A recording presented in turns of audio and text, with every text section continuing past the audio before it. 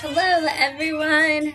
I hope you're having a wonderful Sunday. We are here at Bat City Comic Professionals, which means that it must be time to wind down your weekend. As always, I am your host, Shannon, aka Small Press Shann, here to talk to you about all of this week's hottest indie and small press releases.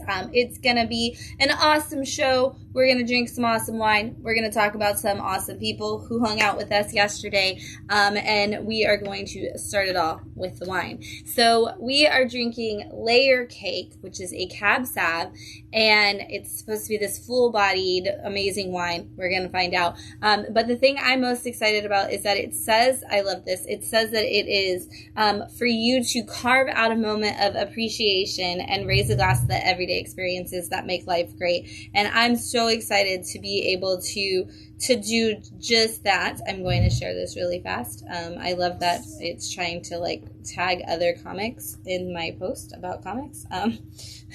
So we are going to talk about some great experiences after we hopefully have one with this wine. So I'm going to take a drink.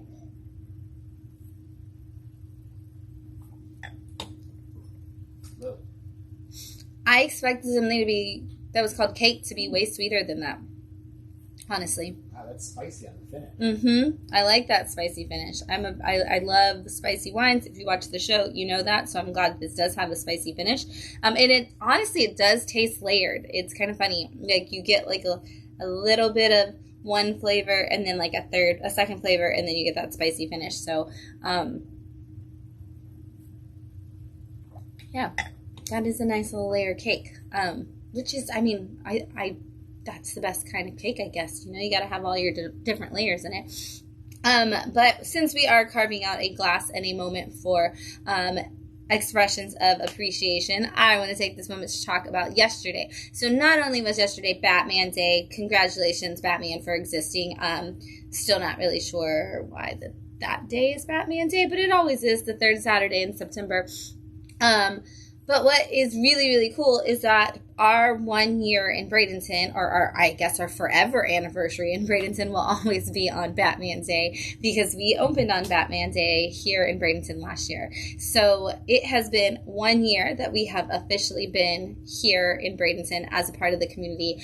And one of the amazing things about this community is that they always show up in numbers, ready to celebrate and be excited for all great things. And last year when we had our grand opening, we really honestly were like, we'll probably have maybe 30 people come, and there was probably 200 people. And then this year for our 1 year anniversary, we were like, I wonder how many people are going to show up. And you all did. All of you, every single one of you. And then some. There was hundreds of people that showed up yesterday. People we had met, people who subscribe with us, people from other businesses within the community, and people that we had never met before who came in for the very first time to check out the store. And so we're so happy that we got to see all of your amazing, smiling, wonderful faces, and that you not only came out to celebrate Batman Day, but you did come out to celebrate 1 year of us being in Bradenton, and we are so incredibly thankful for that. And not only are we thankful to all the people who came out and spent the day with us as customers, but we are incredibly grateful to all the people who came out to help us, to our wonderful team of people who volunteered yesterday.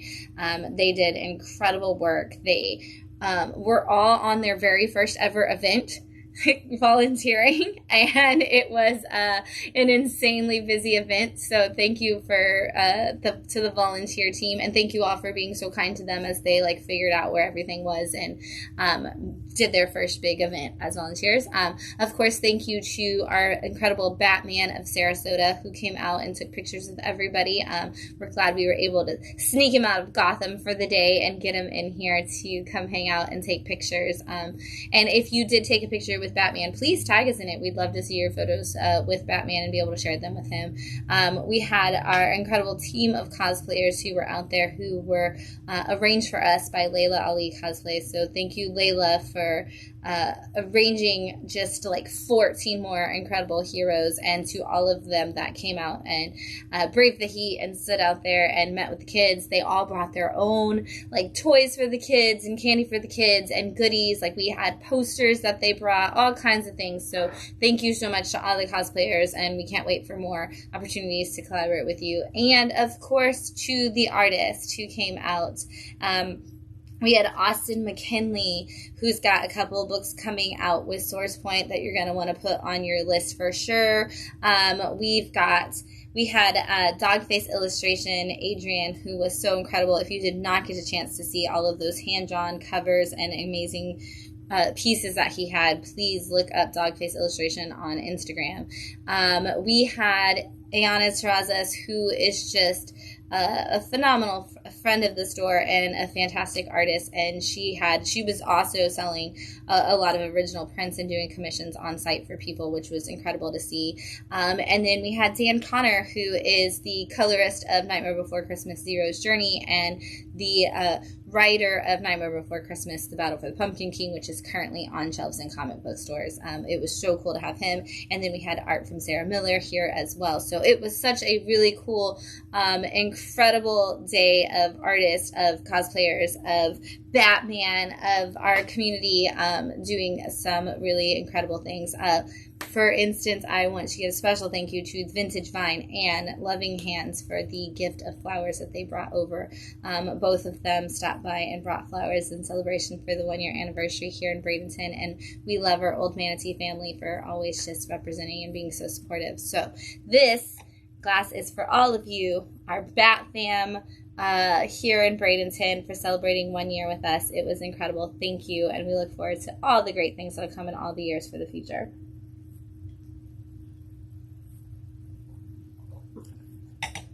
Cake. I think this is my favorite kind of cake. The kind of cake that actually has no cake in it. So we are going to also talk about some incredible comics today. Before we jump right into that, don't forget that this week coming up, this Saturday, the 23rd, is I believe is our Story Spill Anchors meeting. Usually we do it the last weekend of the month, but this month we're pushing it up just a little because we are going to have we will be not available for Story Spill Anchors coming up at the end of the month, because on September 29th, I am giving a TED Talk with TEDx Bradenton. So if you didn't know, we will be closed Friday, September 29th. You can go out and buy tickets for TEDx Bradenton. They are still available, so if you want to come hear me and a bunch of incredible speakers from all around the state of Florida speak to you about writing the future and all of the great things that can be done to really inspire just not only kids but adults alike to just build a better future for our world. You should check out those tickets. You can go to the TEDx Bradenton website and support them. You get breakfast, lunch, and a chance to hear 15 incredible speakers, and to say you were at a TED event, which is really, really cool, because you'll be in the audience for like the recorded videos that they use for the TED Talks. So that's September 29th, which means Stories Spill Anchors will be earlier this month, but come on out and hang out with us. Until then, we are going to talk about some new comics releasing, and we're going to kick it off with House of Slaughter issue 17 from Boom Studios. This is actually issue 2 of is it issue 2? No, yes, issue 2 of Alabaster. So if you don't know House of Slaughter, it's the companion series to Something is Killing the Children. And each volume of House of Slaughter has gone back and forth. The first one was written by Tate Bromble. The second one was written by Sam Johns. And then it went back to Tate Bromble. And then it went back to Sam Johns. And Tate has kind of been giving us a side story of a character who is going to come into play in a big way in the Something is Killing the Children universe.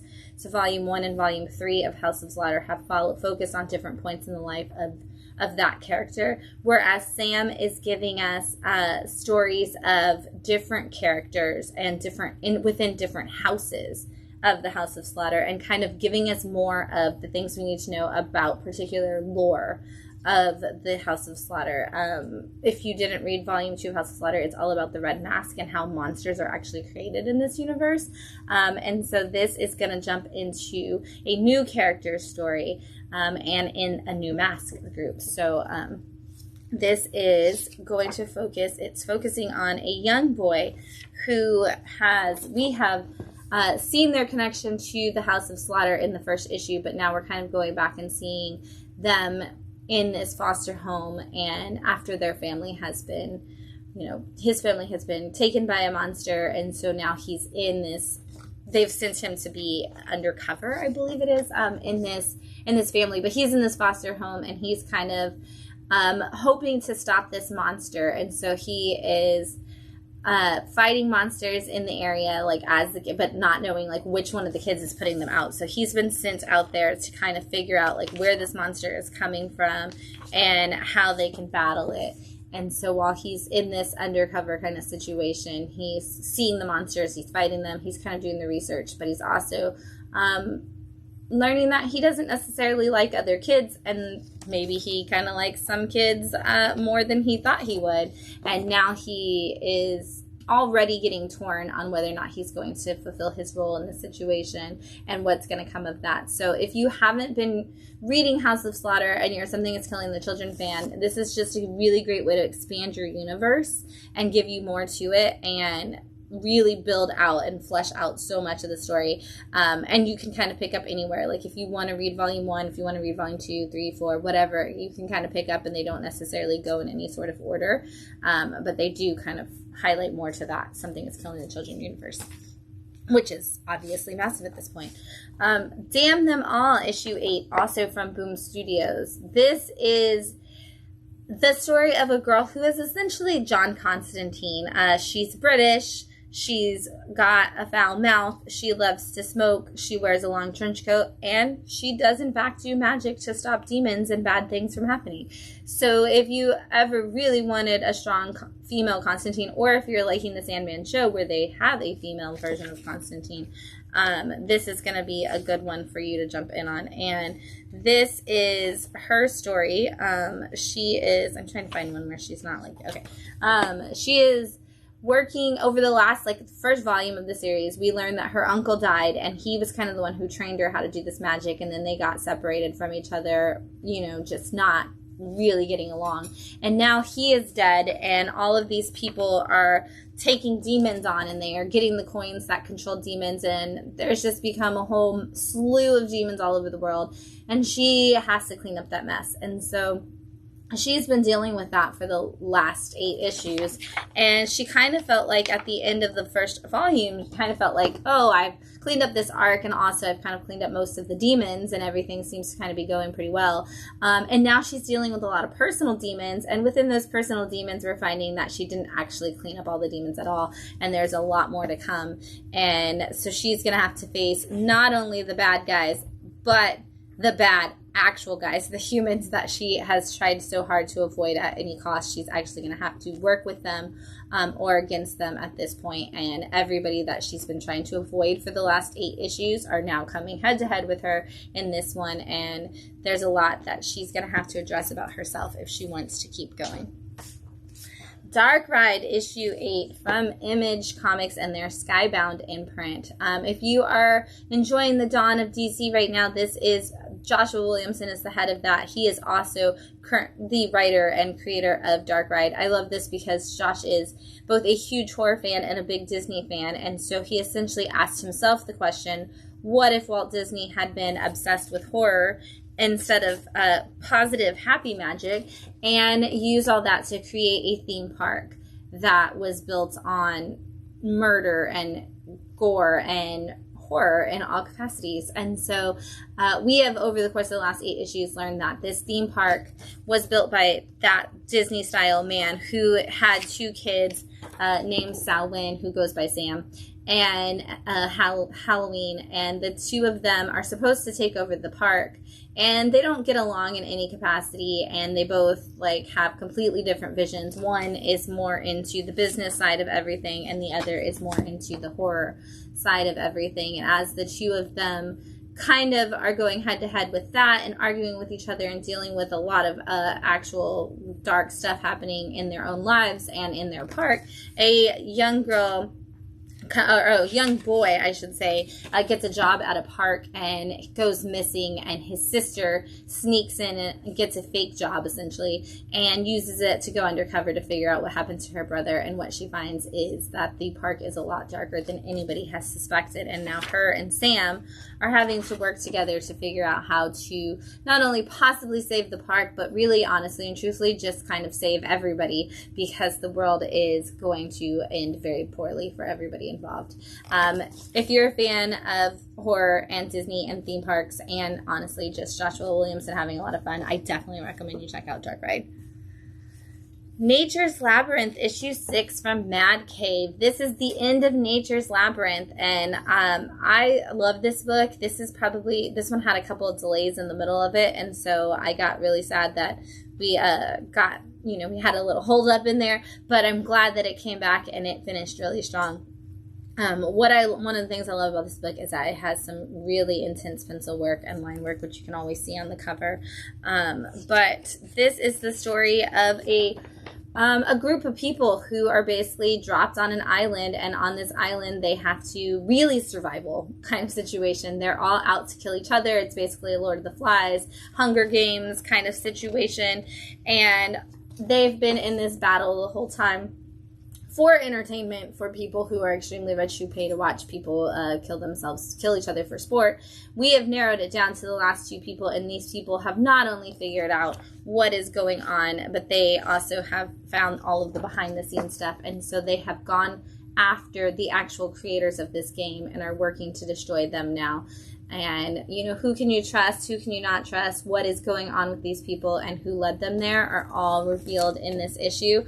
But if you are a fan of something like Hunger Games or Running Man or any of those, like, we're going to stick a bunch of you into a room and make you fight to see who survives, this is going to be a great series for you.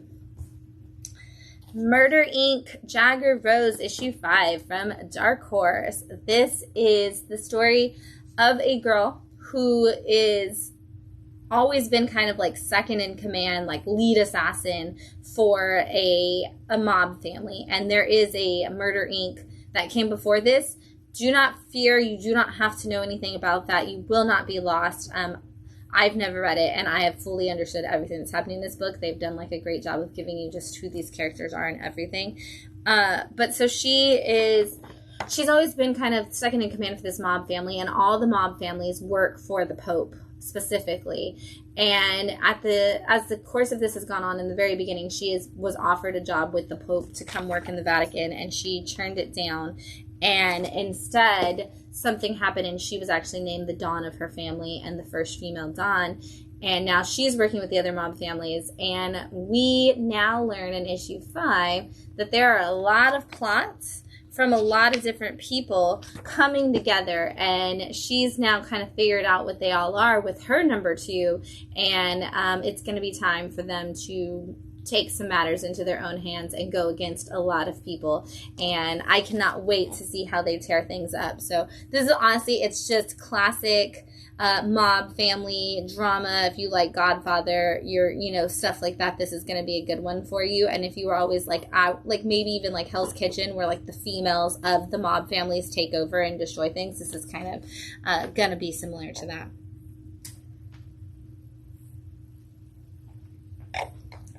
Right. Oh man, I didn't know this was next. I'm so excited. Grit and Gears, number 5 from Blood Moon Comics. Blood Moon's killing it right now. I say it on all the live streams. We're going to talk about them a few times tonight because they really are. But this is the story of an automaton who is, he was like the original one, and they made him as this, like the person that was going to be there to kind of help with law enforcement and different things. And this is all in like this, steampunky kind of Old West.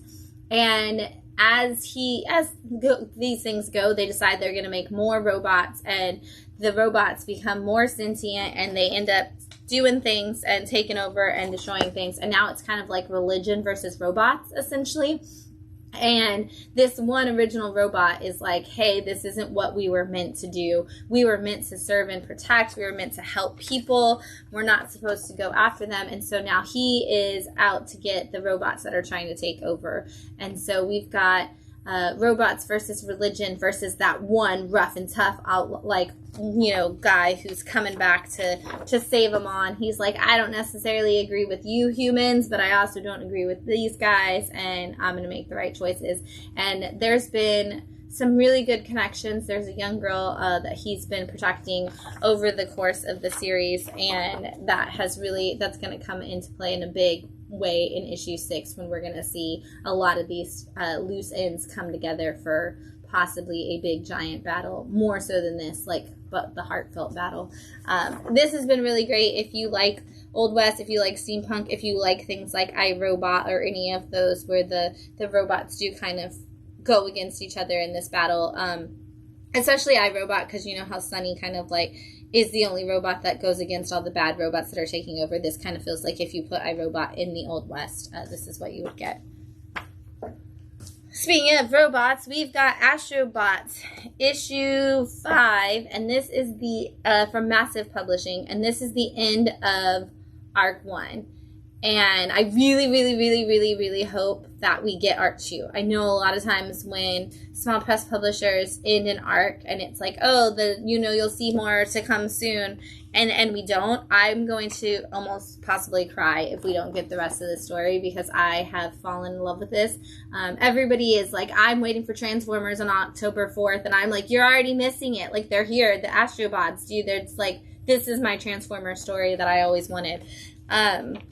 Basically, this is the story of the future. We have destroyed Earth, and so we've all been put in cryosleep and sent out on spaceships to go to different planets. And the planets have been cultivated for us by things that are called Astrobots.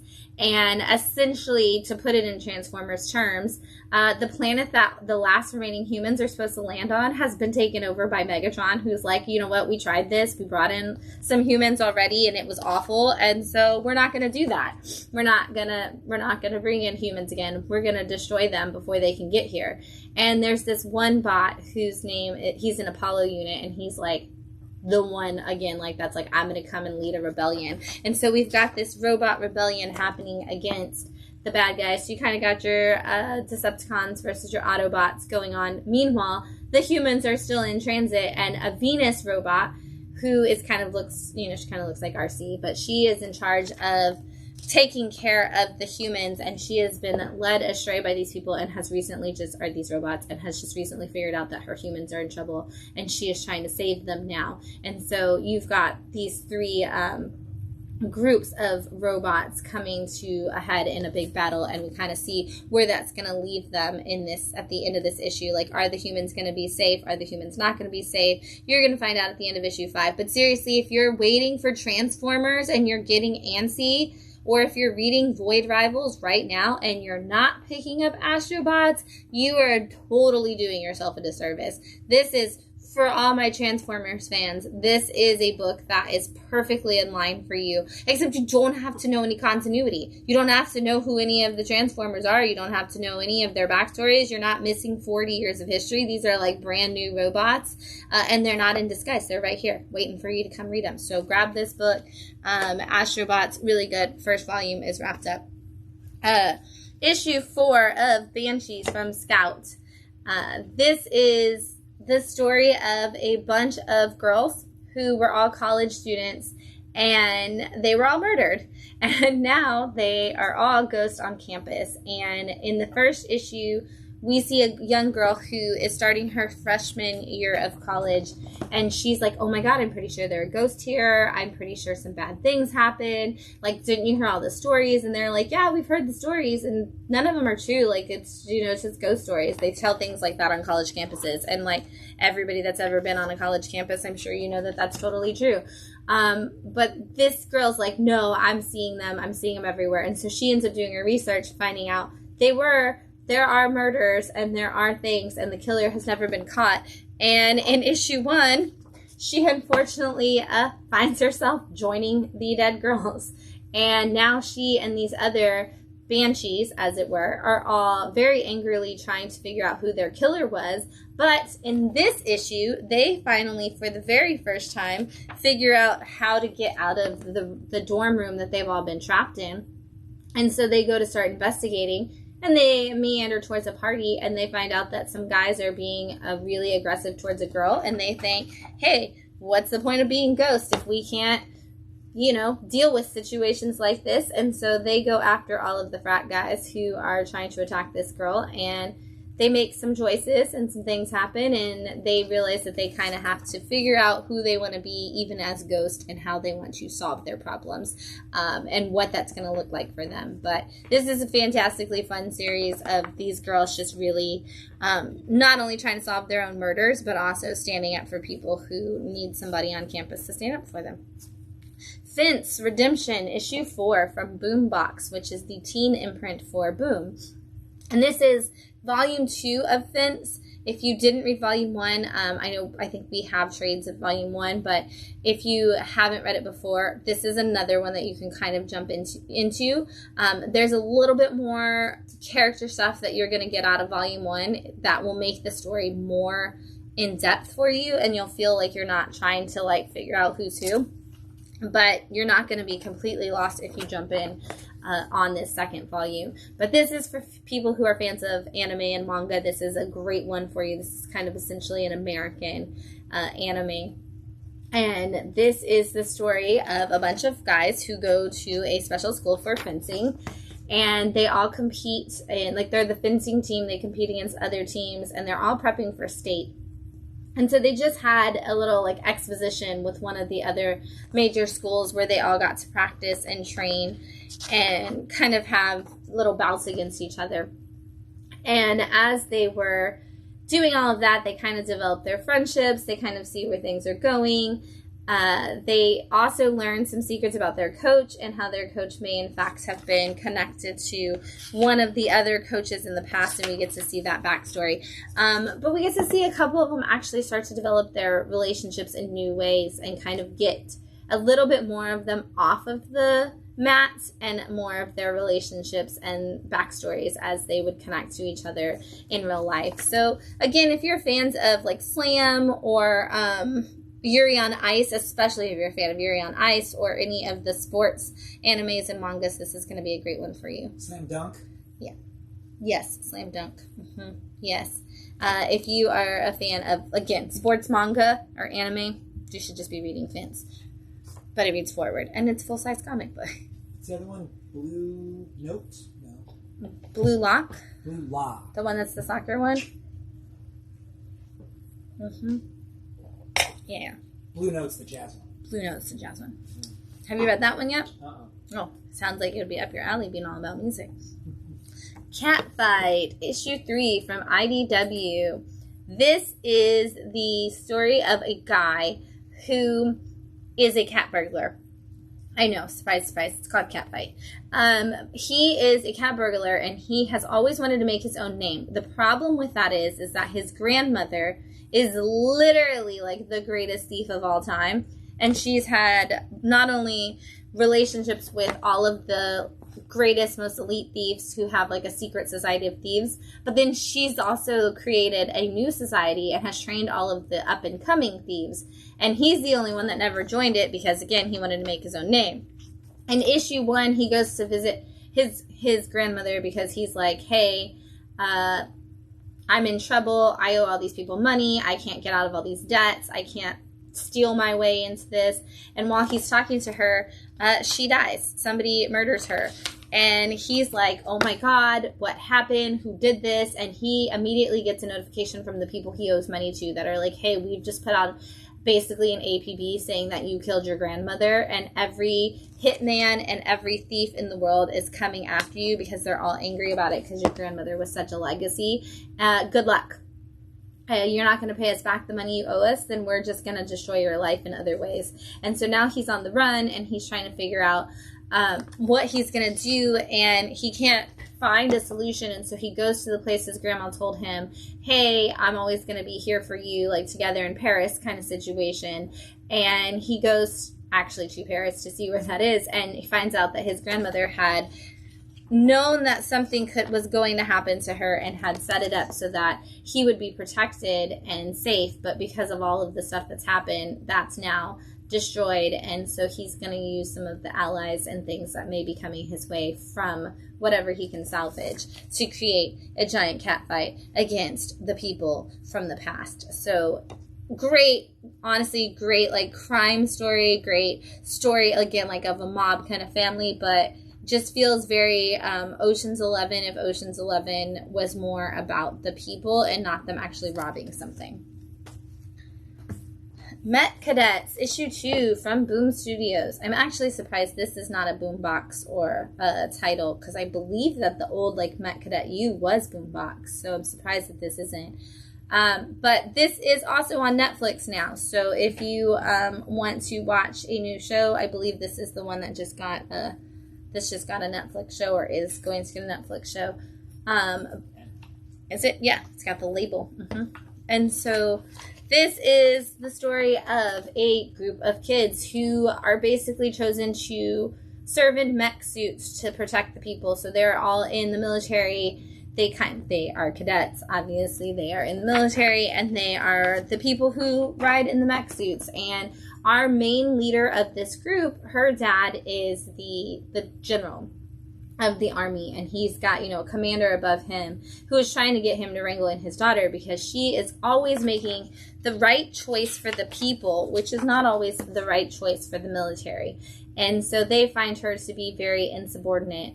And she's sent on a mission that she's not in charge of. They're like, look, you've lost your rank. You're not going to be in charge. And they get out into space to fight these aliens. And they find out that they are going to need to do some things that the military doesn't want them to do. And the person that they put in charge is like, I don't know how to handle this. You have to get back in charge.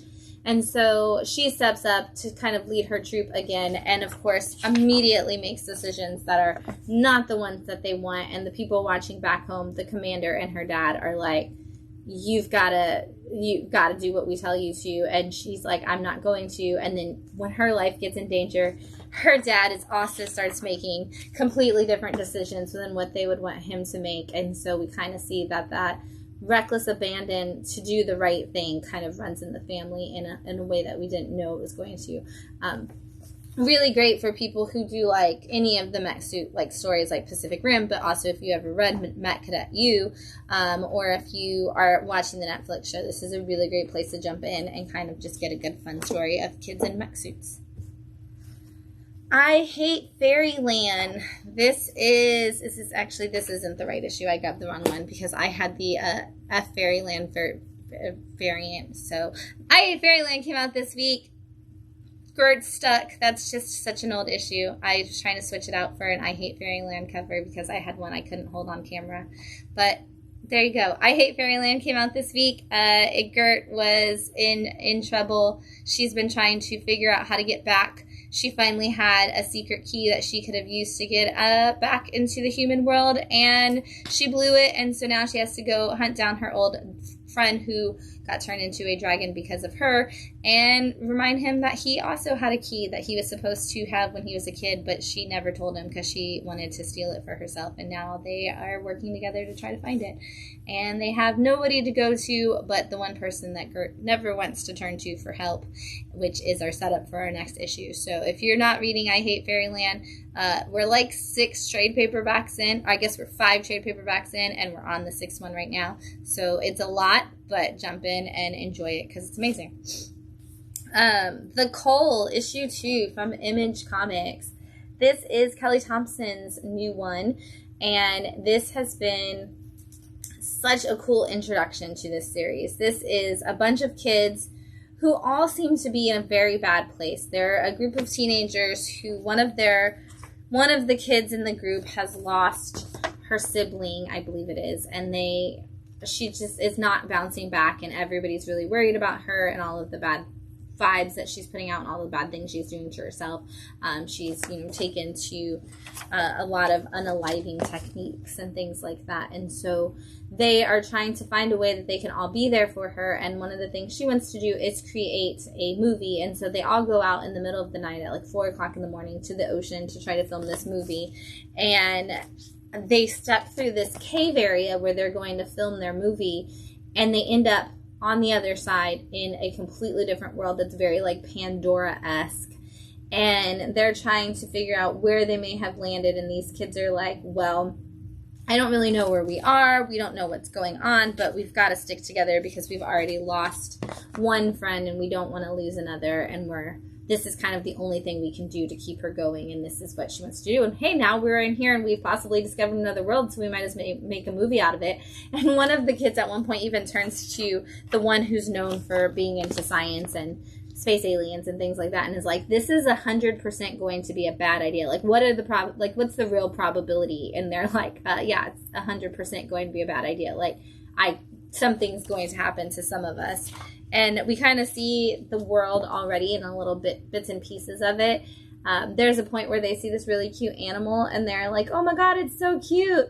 And they're like, that's 100% the reason why that's the thing that's going to kill us. Because anytime something in a strange world in a movie is adorable, you know that the adorable thing is going to grow into something crazy and just destroy you all.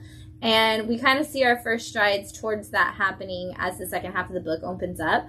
But for fans of things like Stranger Things, Super 8, any of those like teens going on an adventure to a dark world that they're not ready for, this is going to be a good one for you. And we're just kind of loading up for this, so we're only 2 issues in, so now is definitely the time to jump on that.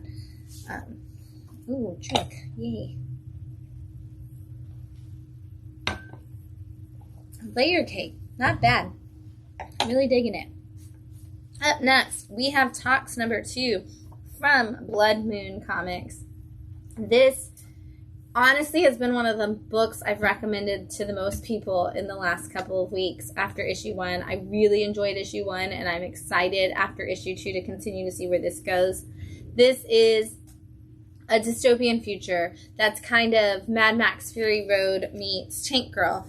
And in this in the very first issue last month, we learned that the world has suffered from the sun getting too strong and essentially radiating humans. And so now everybody basically mutates at some point into a giant monster, and there's nothing you can do about it.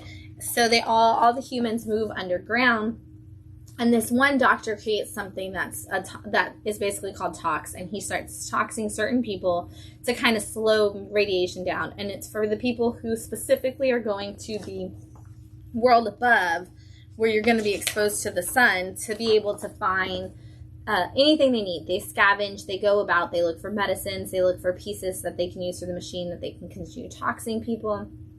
They just keep going about things. And those people are called rats because that's their job, is to kind of scavenge. Well, one of the rats is a young girl who finds herself pregnant. And nobody has been able to get pregnant since the sun started radiating people, because radiation kills like uteruses.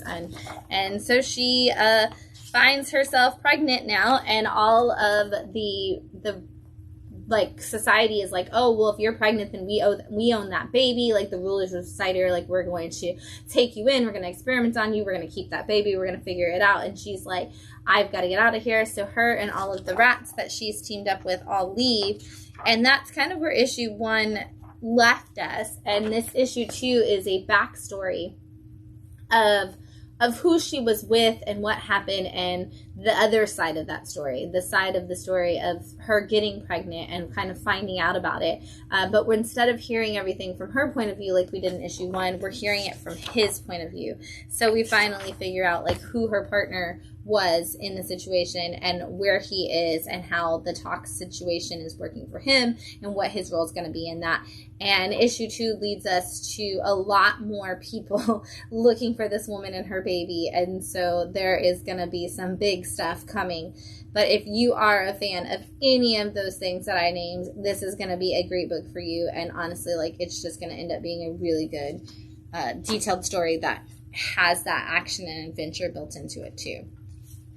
Speaking of stories that have big action and adventure, the Enfield Gang Massacre, issue 2 from Image Comics. And this is kind of spinning out of the world of That Texas Blood. It takes place in that same county that we've always spent all of our time in during That Texas Blood, but kind of throws us way, way back in time to the Old West.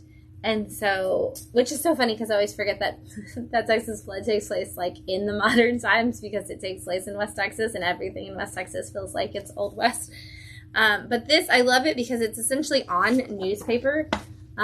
It's like newsprint paper, but it's thicker than regular newsprint, but it works so well for this story. So this is the story of a guy named Enfield and his gang, and they are in Ambrose County, and at the very beginning of issue 1, we see one of Enfield talking to a man and having a conversation and kind of just, you know, doing the usual, like Old West, like, don't make me come after your family kind of thing. And then we see a bunch of people who are like, we got to get rid of this Enfield gang. And then we find out that suddenly the guy that he was talking to has been killed, and shootouts are happening, and now the law and everybody else in town are coming after the Enfield gang. And so we are seeing them kind of set up their different escape plans. We're seeing who they're going to team up with. Allies are being built. This is going to be like the shootout at the OK Corral kind of situation. So if you are a fan of any kind of Western movie at all, Tombstone, any of that, like, this is going to be just an absolute perfect one for you. And Chris Condon, who's the writer of That Texas Blood and this book, is actually a screenwriter, so his books are very cinematic, to say the least. And so this is such a good one because it does build in that same way where I feel like I'm just watching a classic Western movie, because he's so good at that. So seriously, Western fans, grab onto that. I kind of like it because people always ask me, like, what genres are really popular in comics, and while, like, horror has obviously always been a big one, I love that we see so many genres going at the same time. It's not like, oh, well, you know, since horror is so big, we're, like, not really making anything else. Like, honestly, the only thing we really aren't seeing a lot of is romance comics these days. So, you know, if you're out there and you're making comics, make us some romance comics, because we could use some more. Tom King's crushing it with Love Everlasting, but we could use some more. St. John, issue 1 from Dark Horse Comics. This is the story of essentially kind of a superhero. He is a masked man who is protecting Portland. And it starts out with a reporter who is coming to Portland because she keeps seeing all of these stories online about a mysterious man who they say just kind of arrives when somebody needs him, and she's on the train, and the train just suddenly stops. They're like, oh, we can't keep going, like, there's some delay on the tracks, we're just gonna have to sit here for a minute. And this guy starts choking, and suddenly St. John just appears, like, he just jumps into the train, and she's like, okay, that's not even like a crime, that's just like a man choking, and this superhero type guy just shows up, and he knew to be here because this guy was choking, and she's like, okay, I've definitely got to investigate this. And so she starts looking into the whole situation, and she's kind of just wandering the city of Portland, and anytime even the smallest of things pops up, there's St. John. And so she kind of ends up spending like some time with him and following around, and she's like, what's your secret? Like, how do you know? And he's like, I just listen to the city, and the city tells me what it needs from me, and I go where it needs me to go. And she's like, there's got to be something to it. Like, why is he risking his life? How is he able to do the things he does? Like, at one point he like jumps off a bridge, and she's like, who is this guy? Like, how does he do that? And we learned nothing by the end of the first issue except that he does that. And so she's like, well, I'm gonna come back, because she has to return to like write her story, and she's like, I'm gonna come back because I've got to figure out what's going on here.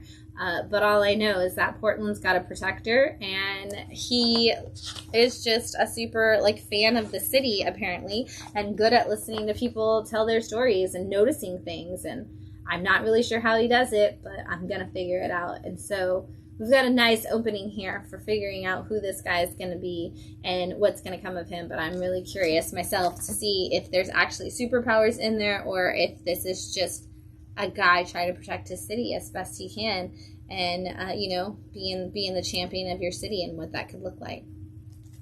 So up next, we've got the Alternates, issue 1 from Dark Horse, and this is spinning out of Minor Threats. So once again, kind of one of those, like, this is companion book, not sequel, so you don't really have to necessarily have read Minor Threats. Though I do think there's a little bit of, bless you, there's a little bit of help that comes from having done that, just because they are talking about, like, this world that they were all sent to, and that kind of happened in Minor Threats, but it's just, like, a hint of it. So, this is the story of Mary, oh my gosh, I always get it wrong because her name is so weird. Mary Marie Monster or something like that. What is her last name? She is Mary Marie the Multi-Monster. And she is determined to join this, like, decided to join this self-help group that's run by the Tripper. And so they're all people who went into this different world, and they're kind of rehashing, like, oh, well, you know, I'm really glad I've come back, but at the same time, like, ever since I've been back, things have been, you know, kind of terrible between me and my partner or something. It's kind of like going to a therapy session after blipping in the MCU. But Mary has the ability to turn into essentially any monster, like universal monster she wants, or any kind of monster. And so for her, she's like, I don't know how to tell them that I'm not happy I'm back, that I enjoyed the world that I was in. When I was in the other world, I was living the best life I've ever had, and I kind of just want to head back there and live that life again. She's like, it was wonderful, and I'm not unhappy to be back, but I'm not really happy to be back. Like, my life is the exact same as it was before I left. And so it's kind of like, I moved on enough. I don't really need a therapy session, but at the same time, the world kind of sucks. And in that same time, while she's going through all of that, and telling us all of these different things about her life, she finds out that the one person that they thought was going to be okay and that had moved on has actually possibly still been in that other world, and things are not quite the same as they were told that they were. And so now we're going to see the rest of the characters from this therapy group. Like, the next issue takes place from the point of view of somebody else, but we're all also going to be building towards moving what happened, where did we go, and why did we go there. And so we're going to see a little bit more of each person's story and struggles as we build out towards that overall plot, which I love. I love when you have multiple points of view, but it all moves towards the same plot at the same time. So it's not just anthology, but it's like different perspectives of the same story. Up next, we have Killmore issue 1 from IDW and their Originals imprint. Man, IDW Originals is just throwing out some great books. And this is yet another one. This is a story of a city that has completely just fallen apart. Like, even the cops have started moving out. Like, there's like, every day there's like, oh, well, these cops stopped showing up to work, and people are like, did they die or did they move? And they're like, we're not really sure yet. And we open up with 2 cops that are investigating a man who they arrested, and they're interrogating him, and they're like, okay, so basically we arrested this man walking down the street covered in blood, carrying a knife, and when we asked him questions, he basically said, oh yeah, I killed someone.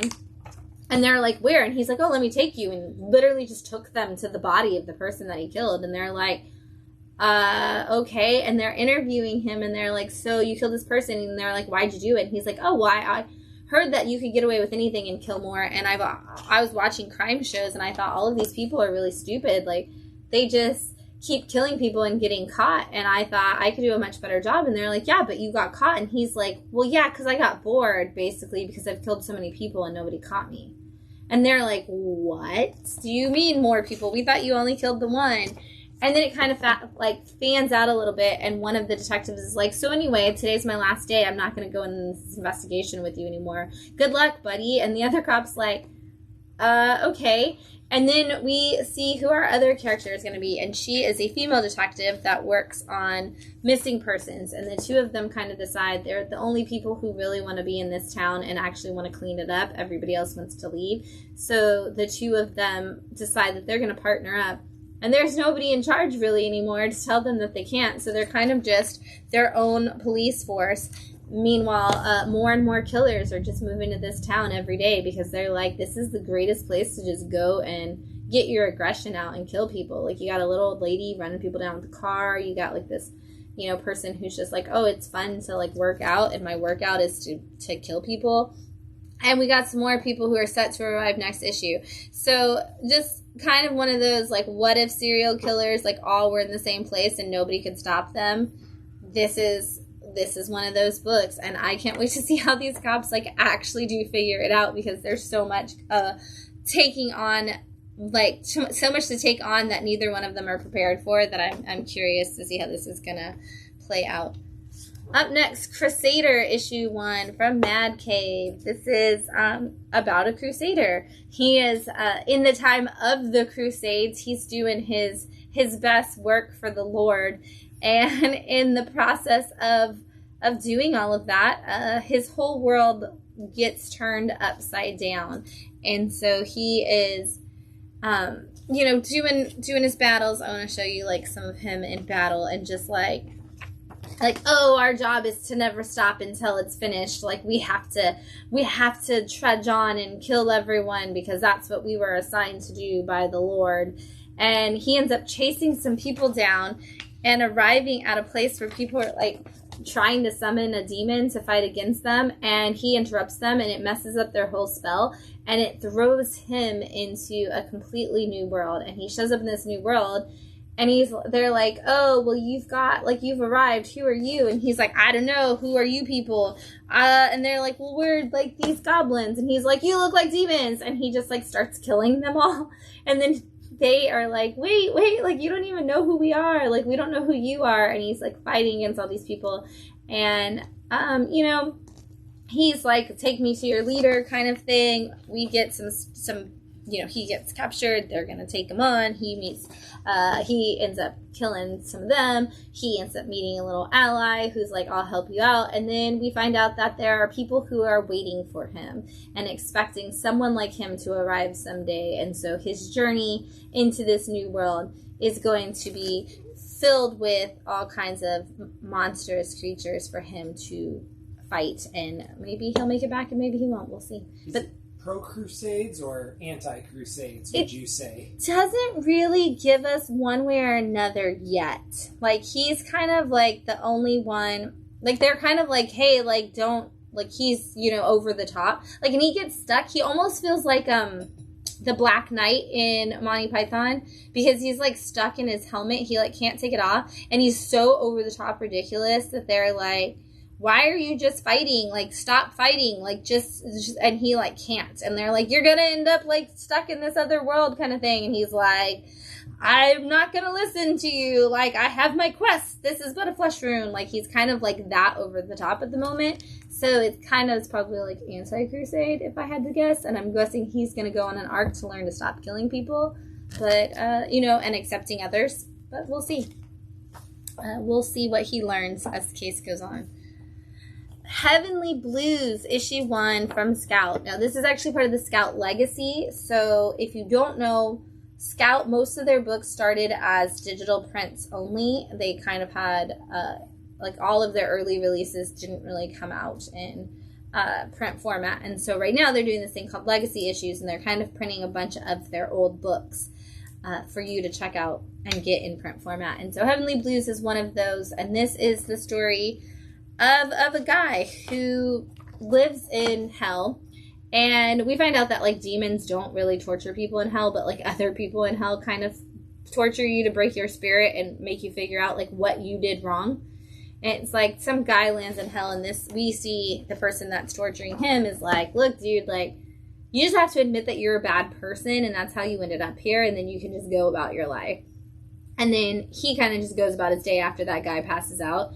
And him and his best buddy that he hangs out with, they are sitting in a bar, and they're having their own conversation, just kind of dealing with life and things that are going on. And they are approached by an angel who has shown up in hell to basically ask them if they would be willing to help him rob heaven of some of its important pieces that it needs. And they're like, that's not, we're not stupid. Like, he's like, I'm not going to take on heaven. And the little girl that's his partner is like, yes, we are, because I went out and he can offer us a way out, and we got to take this on. And she's like, and I can't do it by myself, but I will try. And he's like, well, I don't want to. And they're like, well, you're the thief. And then we get his backstory and learn that he was, in fact, a thief in like the Bonnie and Clyde kind of times, the gangster stuff, and he was betrayed by his own people, and that's kind of how he ended up on the path that he's on now. And so he's like, okay, you know what, like, let's do this, let's go after heaven and let's bring hell to them.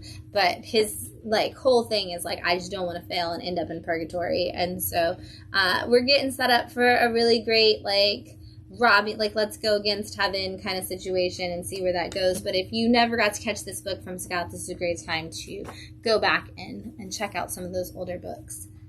Next up is Creepshow Volume 2, Issue 1 from Image and the Skybound imprints. If you didn't get a chance to get the Volume 1 of Creepshow, it is in trade paperback form of this, I guess I should say this iteration of Creepshow. It is in trade paperback form, so you can get that first volume. But the best thing about Creepshow is that it is anthology, so you never actually have to read anything before or after. You can always just grab whatever issue you want.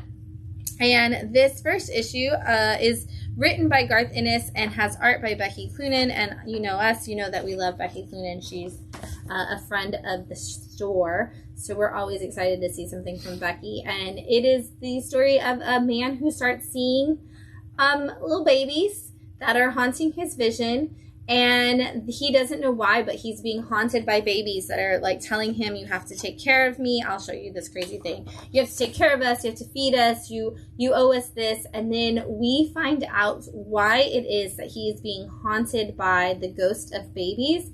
And I am not going to tell you. I want you to figure that all out on your own. I want you to see everything that comes of that by reading this story, because this is the most intense Creepshow story that I think they've done so far. And why would you expect anything less? Like, it's Garth Ennis. As much as you know about Garth Ennis, you have to know that he's going to take everything to like a really crazy extreme and do a like great storytelling within that. And so that's what you're going to get on that.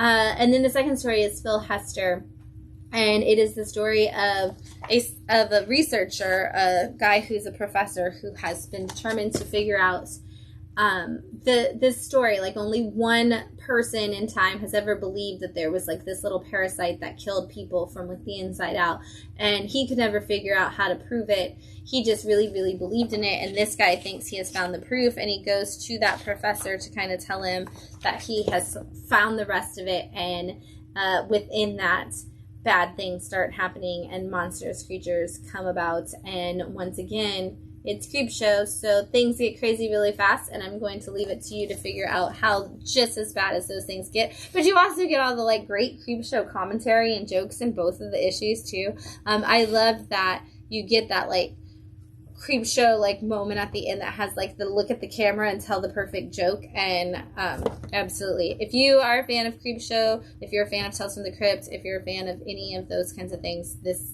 just grab these issues. And again, they're anthology, so you can pick up whichever one you want and start there. We've got Something Epic, issue 5, and from Image Comics. And you know me, you know I love Something Epic. It's one of my, it's got my Shannon Recommends on it. It's one of my favorite books on the shelf. I believe this is a Hook homage cover. There's always like a fun one or two movie covers with every issue. And honestly, if you are a fan of Last Action Hero, I think that is a great tie-in to what this is. But this is the story. It starts out as a story about a young boy, and now he is an adult. But it is the story of a person who has the ability to see the imaginary world as it is created.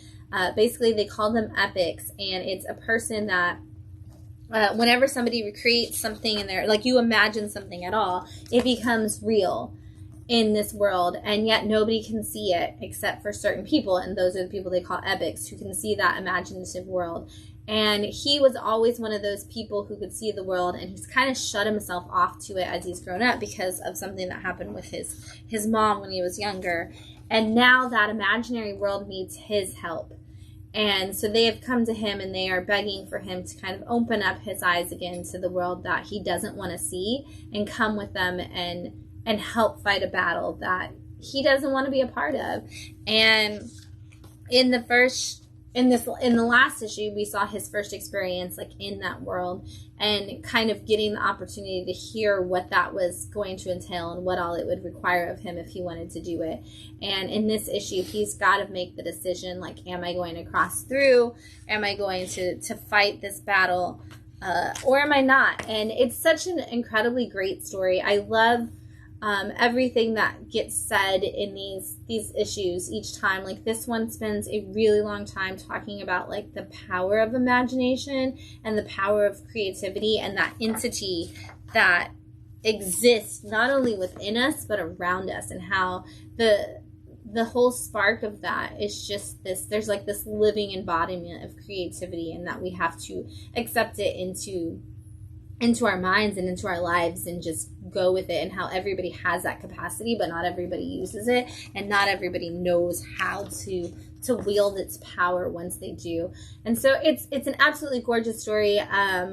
It's got one creator who is doing everything but lettering and translation. And I think that's incredible, because you see all these different art styles that come in here and come into play, and they are doing all of them. They're doing the manga style, they're doing the fine art style, they're doing the classic comic style, they're doing the animation style, and it's such a beautiful book. If you haven't started reading it yet, jump in, grab that issue 1. There's reprints. I think there's like second and third prints of issue 1, and just get into this, because it's such a great story. This is like your biggest action point in the whole book, the whole series so far. This really kind of showed us like some battles to discover who we are within ourselves, and then kind of like built up what we need to know. Like, this was like the most plot moving forward of all the issues, and you definitely are gonna want to check it out for sure. And don't miss it. Like, there's so many people who are like, oh, wait on it. And then they come in and I'm like, I have to see if I can get more number 1s now that you're here for it. So up next, we've got Negaduck number 1 from Dynamite and their Disney Comics imprint. This is, of course, spinning out of the world of Darkwing Duck. If you know Negaduck, you know that he is essentially like the reverse Flash of Darkwing Duck. And so this is his story. And in the very beginning, we learn that Negaduck has escaped from prison by coming up with his own way to tunnel through the prison grounds. And he arrives on the outside and he meets these kids. And he's like, I'm going to take over and this is how I'm going to do it. And they're like, isn't that what the mole team does? And he's like, ugh. And he's like, well, but I have to do this. I'm like the ultimate villain. And like these kids are just like following around, like shattering his dreams. And he's like, stop it. I can't be distracted by cuteness anymore. I have to go on. And as he keeps trying to come up with his great crime that he's going to do to return to the top of the crime world, he finds out that somebody else has that idea every single time. And he's supposed to be the top dog, the greatest villain of all. And he feels like he can't come up with anything new. And like all the B and C list villains are the ones that are coming up with this idea. And he's like, how are these low level villains smarter than me? This is impossible. And then he comes up with a really, really great plan. And he finds out that all of the like Legion of Doom essentially for the Darkwing world is doing that plan. And they're all doing it without him. And like nobody even misses him. And he's like, ugh. There's just nothing good for me to do. And so he is on the hunt, essentially, throughout this issue to find the perfect way to get back at Darkwing and everybody in the town. And whether or not he finds that is going to lead us on to the adventure that Negaduck is going to experience as the issues go on. All right, I've got some picks of the week coming at you. We've got Harriet Tubman, Demon Slayer, number 1, and actually, and this is from Massive, and actually one of the things that I love about this the most is it has a Captain America 1 homage cover, and it's Harriet Tubman punching out some people, and I should totally have brought that cover because it's so cool. Is it actually still Hitler on the cover? She's still punching out. Okay, yeah, she's punching out Hitler on the cover, and I love seeing Harriet Tubman punching Hitler. I love seeing Harriet Tubman punching everybody in this book, and that's what we're about to get. Anyone punching Hitler. Anybody punching Hitler is a good thing. But this is, I actually had a teacher this week say, I'm very excited about this book, but I'm very scared because when Abraham Lincoln Vampire Slayer came out, a lot of my kids started asking me if Abraham Lincoln really did slay vampires. And now, he was like, now Harriet Tubman's doing it. And I'm like, oh my God, now they're really never going to believe me that there weren't vampires in American history. So, but this is exactly that. We start out with a family of people who are trying to essentially get to the Underground Railroad. They're looking to get out of the South during the days of slavery. And as they are getting their way, making their way through, they are approached by a group of men who are like, we're going to take you out. I'm trying to make sure there is, I will say there is some, tough topics and some tough words that appear in this book.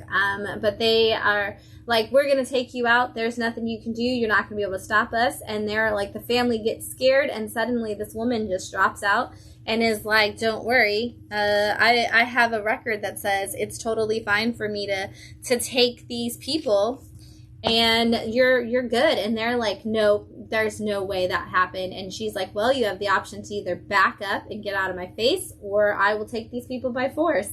And I know you're, vampiric demons, and I'm not afraid of you. And then Harriet Tubman goes crazy on these people in the best way possible, and you love to see it. It's so incredible. And I want to see Harriet Tubman mess up everybody. This is a pick of the week, partially just for that, because I love seeing Harriet be such a cool person. Because she already is. She's already a hero. I really don't know why we don't have Harriet Tubman on like all of our money, because she's so cool.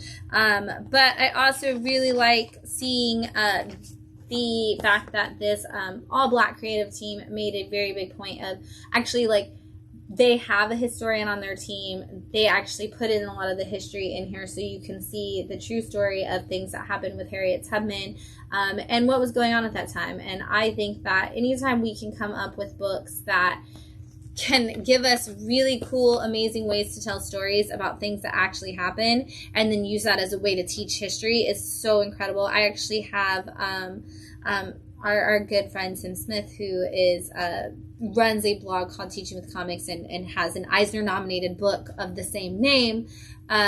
He actually already talked about how he's going to use this in his class after reading it this week, and I'm so excited about that. I love seeing comic books being used for history, and again, I love seeing Harriet Tubman tear stuff up. She is such an awesome warrior in this book, and I cannot wait to see where this goes. So pick it up if you didn't. Again, you can get that great Captain America homage of her punching out Hitler, but you're definitely going to want to check the book out for sure.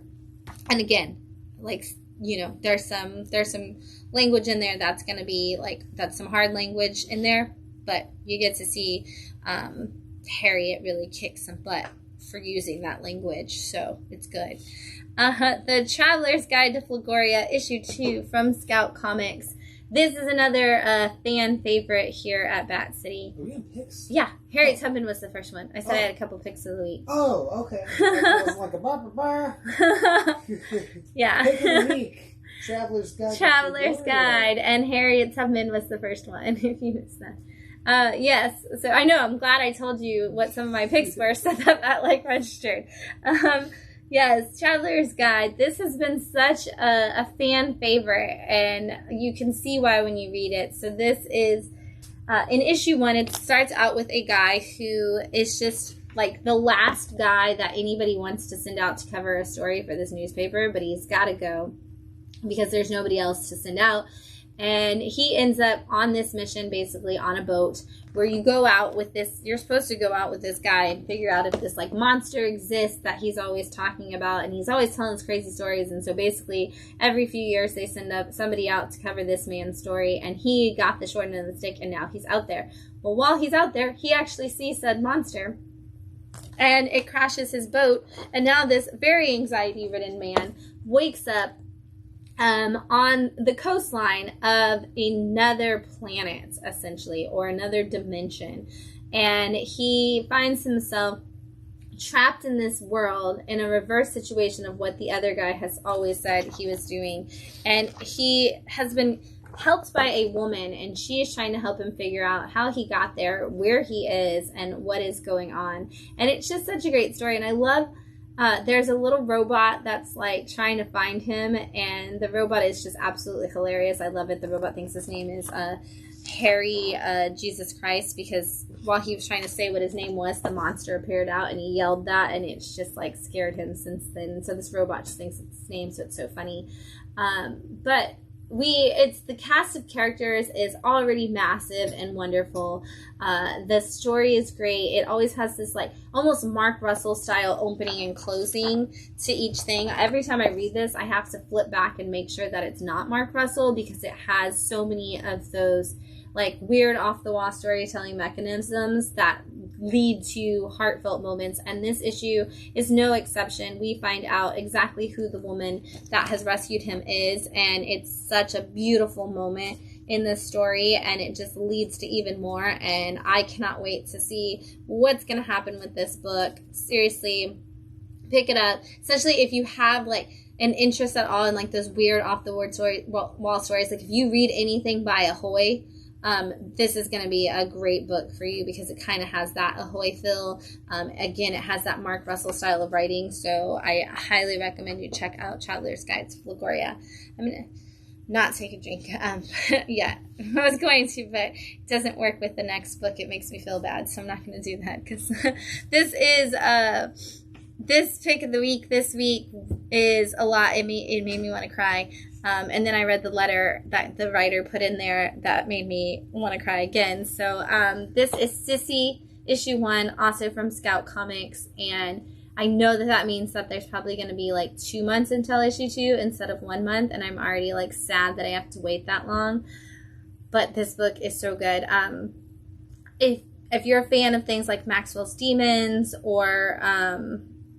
I mean, oh my God, I'm like so many books that I want to say. Even like if you just read Kill Your Darlings and you're looking for something that's kind of one of those that takes place in that imaginary world, this is going to be a good one. But this is the story of a brother and sister, and it's Halloween, and like the night before Halloween, and they're planning their night together and how they're going to like carve pumpkins and they're going to watch scary movies and how it's going to be like this great night for them. Meanwhile, at the same time, like their aunt is in there yelling at their dad for not being what he needs to be for these kids, because they, you know, their mom has passed away and this dad is just kind of drinking himself to death on the side, and he's not watching the kids, he's not participating in their lives, and the kids just need him because they're so young, and the dad's like, don't tell me how to raise my kids, don't tell me how to feel about losing my wife, like, I've got this under control.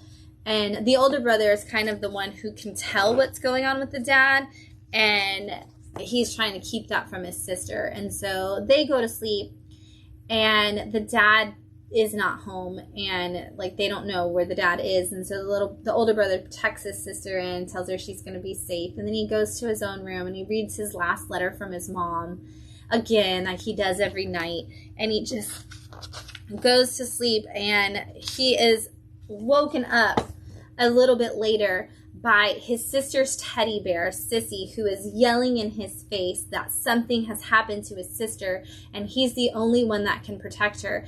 And he's like, oh my God, what is going on? Why is this bear yelling at me? Oh my gosh, like this is terrible. And so he goes run looking for his dad, and his dad's still not home. He doesn't know where he is. And the bear's like, do you care about your sister or not? Because if you want to save your sister, we don't have time for you to waste. Like, this is your job. You're her big brother. I'm her teddy bear. I failed her because I should have been there, but you should be there too. So now we have to go together, and they have to go into the closet. And there is a world of monsters in there, and they have suddenly been taking all of the kids, and all of the teddy bears throughout the world are trying to like basically come together to protect these kids, and they're failing. And so now Sissy and the brother have to go into this world to try to save this sister.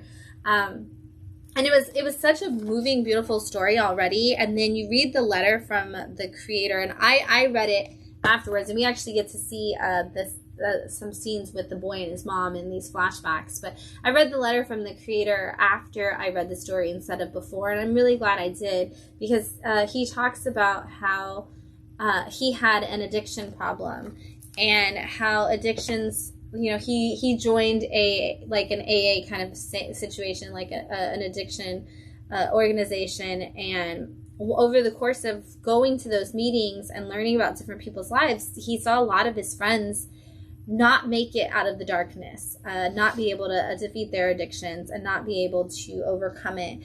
And talking about like those things that were supposed to be our lifelines and the things that were supposed to keep them connected to each other and to the world, and how they just kind of like didn't save them, and the feeling of failure that those lifelines had, but also the friends that couldn't be there. And so basically he wanted to write this story that's kind of like this giant allegory for all of that, and wanting to be there and wanting to save your friends from the darkness and whether or not you can. And it's absolutely going to be a beautiful story if it maintains the level that had in issue 1, because it was already so moving and so well done. So if you enjoyed Maxwell's Demons, you should definitely pick this up, because it is right in line with there. But if you didn't read that, like honestly, like this is a great story, and you should check it out for sure. But be prepared to like maybe need tissues as the issues go on, because it's gonna get intense, I have a feeling. All right, we got a lot of books in stock this week. They did not make me cry, so we're going to talk about those. We have Gargoyles issue 9 from Dynamite and their Disney imprint. Sonic the Hedgehog celebrated his 900th issue. That's crazy to me. We're at 900 issues of Sonic the Hedgehog. Congratulations, my dude. Keep doing you. Walking Dead Deluxe. This is issue 70.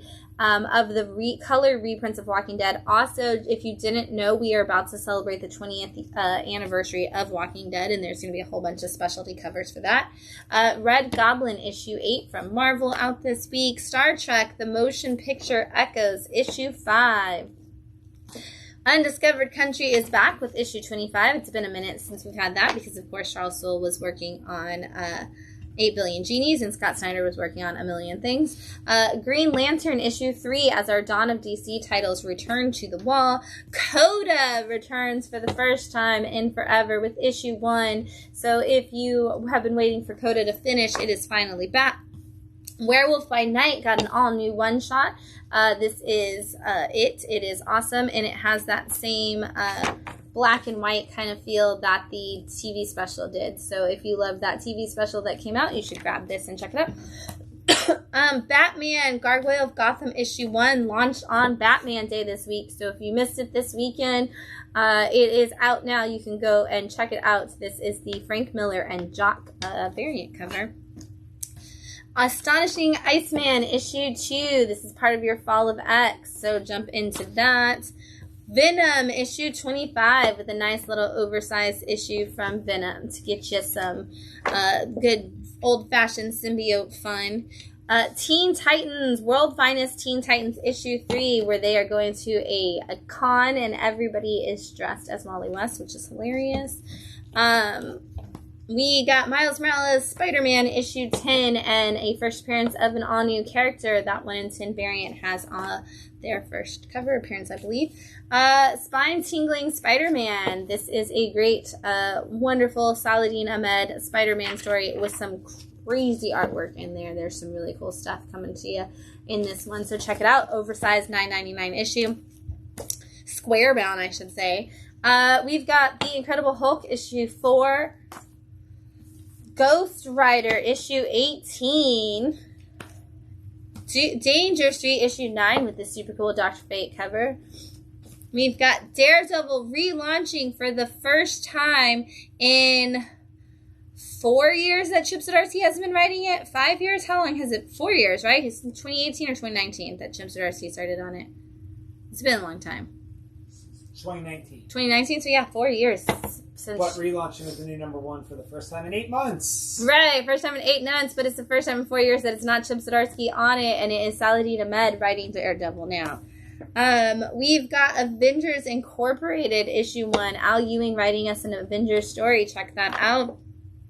Loki, alligator style. Alligator Loki in his first comic appearance. Check him out. We've got X-Force number 44 as a part of your Fall of X. We've got Batman and Robin launching this week. And we've got this really cool foil art germ cover.